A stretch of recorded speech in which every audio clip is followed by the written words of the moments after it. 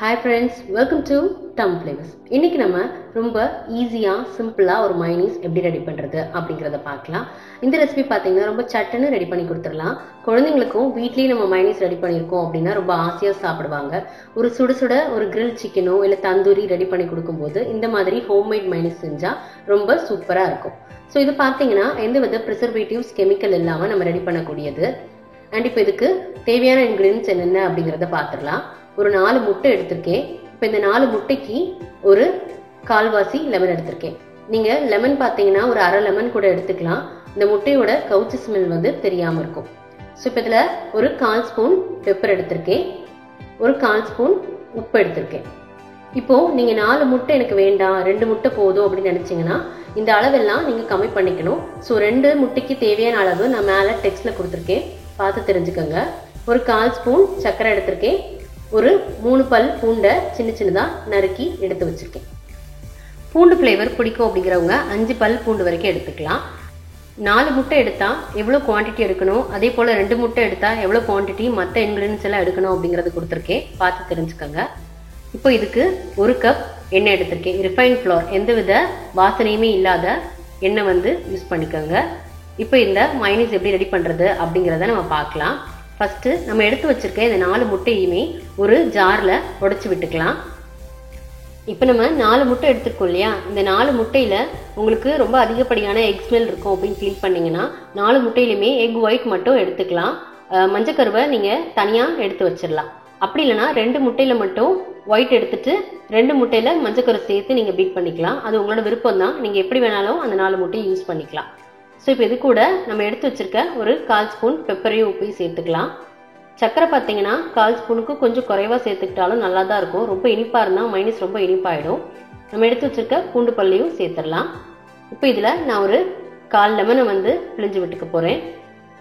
உங்களுக்கு ரொம்ப முட்டையோட ஸ்மெல் தெரியுது அப்படின்னா அரை லெமன் வரைக்கும் சேர்த்துக்கலாம்.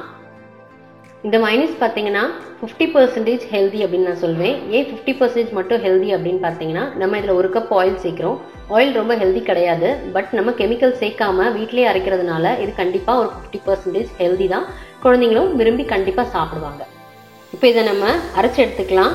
சின்ன ஜாராக பார்த்து எடுத்துக்கோங்க, ரொம்ப பெரிய ஜார் எடுக்க வேண்டாம். இப்போ இதை ஒரு சுற்றி எடுத்துக்கலாம்.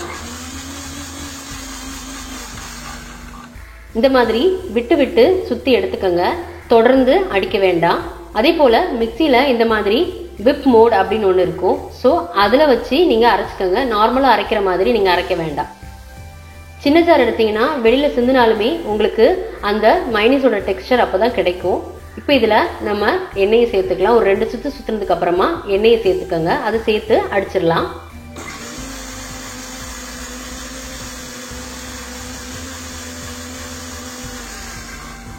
இப்படி அரைச்சிக்கலாம். இப்போ திருப்பி மிச்சம் இருக்க எண்ணெயையும் நம்ம சேர்த்துக்கலாம்.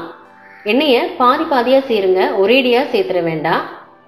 இப்போ திருப்பியும் நம்ம விப் பண்ணிக்கலாம்.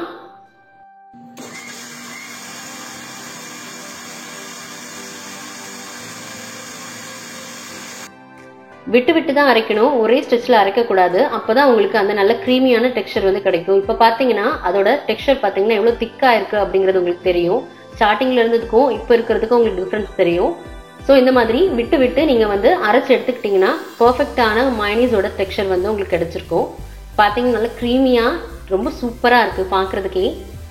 ஸோ இப்போ நம்ம மைனீஸ் வந்து ரொம்ப சூப்பராக ரெடி ஆயிடுச்சு. ஹோம்மேட் மைனீஸ் அப்படின்னாலே கண்டிப்பாக ஹெல்தி தான். நான் 50% தான் இது ஹெல்தி அப்படின்னு சொல்லுவேன், நம்ம ஆயில் சேர்க்கறதுனால. ஸோ அவ்வளோதான் ஃப்ரெண்ட்ஸ், ரொம்பவே க்ரீமியான டேஸ்டியான மைனீஸ் வந்து நம்ம ரெடி பண்ணிட்டோம்.